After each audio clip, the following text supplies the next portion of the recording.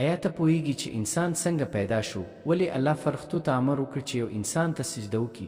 او ولې حضرت آدم علیه السلام له جنت نه د ځمکې پر لور راکوز شو؟ راځه د انسان د پیل کیسه واورو، د خټې نه تر جنت او بیا تر ځمکې. دا د حضرت آدم علیه السلام یو لږ مکمله کیسه ده، ساده پښتو کې له پیدایښت تر ځمکې ته راکوزېدو پورې. د حضرت آدم علیه السلام مکمله کیسه. الله تعالی چې د ټولو مخلوقاتو خالق دی، یو وخت خپلو ملایکو ته وفرمایل زه غواړم چې په ځمکه کې یو خلیفه استازی پیدا کړم.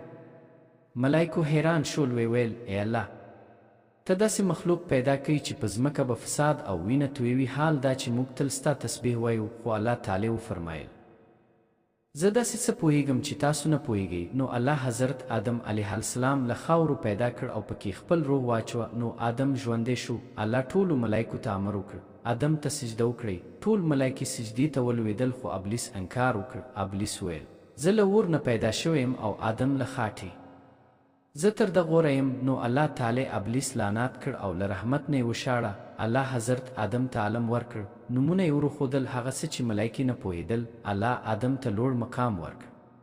د حضرت حوا پیدایښت. الله تعالی حضرت حوا د آدم علیه السلام له یوې پختۍ پیدا کړه تر څو هغه ته همدمه او ملګرې وي. الله دواړو ته وویل په جنت کې هر څه وخورئ، خو د یوې ونې ته مه نږدې کیږئ. ابلیس فریب ورکړ. ابلیس چې له جنته شړل شوی و بیرته راغی او آدم او حوا ته یې وسوسه واچوله. دا ونه چې الله منع کړې دا د تل ژوند ونه ده، که وخورئ تل به ژوندی پاتې شئ.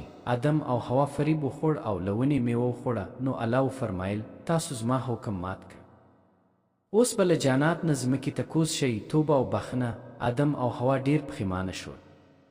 دوی ډېر ژړل او الله ته توبه ویستله. الله تعالی د دوی توبه قبوله کړه، خو وی فرمایل تاسو به اوس په ځمکه ژوند کوئ، هلته به ازمیښتونه وي، خو که زما هدایت درته راشي نو څوک چې زما لار تعقیب کړي هغوی به کامیاب وي. د کیسې عبرتونه. یو، غرور تباهي راولي، لکه څنګه چې ابلیس د رب له درباره وشړل شو.